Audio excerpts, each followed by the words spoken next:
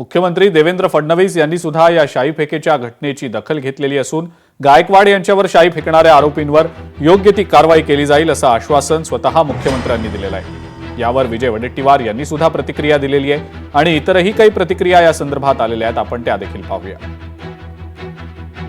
मी स्वतः या प्रकरणाची पूर्ण माहिती घेतली। ही वस्तुस्थिती आहे की त्या ठिकाणी हे जे काही आरोपी आहेत त्यांनी अशा प्रकारचा हल्ला केला आणि तुम्ही संभाजी नाव का ठेवलं आणि छत्रपती संभाजी नाव का नाही ठेवलं असा काहीतरी वाद तयार करून त्यांच्यावर शाई फेकली। पोलीस तातडीनं त्या ठिकाणी पोहोचले। पोलिसांनी श्री गायकवाडांना ही विनंती केली की आपण या संदर्भात फिर्याद द्या। ते फिर्याद द्यायला तयार नव्हतं, तरी पोलिसांनी फिर्याद घेतली। फिर्याद घेऊन त्या ठिकाणी तात्काळ जे काही आरोपी आहेत त्यांना अटक करण्यात आलेली आहे।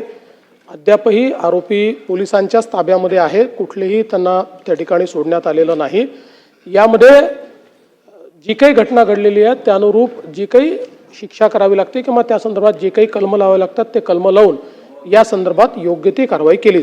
या समाजी ब्रिगेडचे अध्यक्ष प्रवीण गायकवाड, काय दोष होता यांचा, कुठलं कारण असावं? अध्यक्ष महोदय, त्यांच्या संस्थेचं नाव संभाजी आहे एवढंच।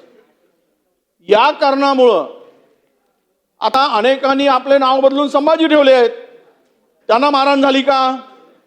त्यांची नावं मी घेणार नाही, पण अध्यक्ष महोदय या कारणासाठी आणि किती वर्षापासूनची ती संघटना आहे, तेही संघटना सर्व जातीच्या धर्माच्या लोकांना घेऊन आणि छत्रपती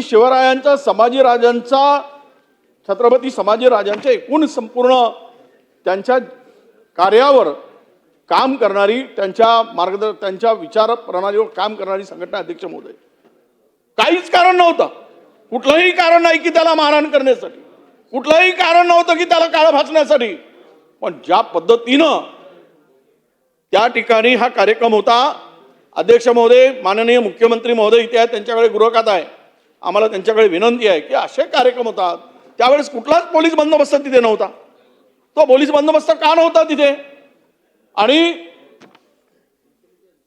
तुम्ही अशी काही घटना होत असताना आपल्याकडे त्याच्या इंटेलिजन्सच्या माध्यमातून काही सूचना येत असतील की नाही, किंवा ते आहे की नाही, कार्यरत आहे की नाही, हाही खरा प्रश्न या ठिकाणी मला अध्यक्ष महोदय येतो।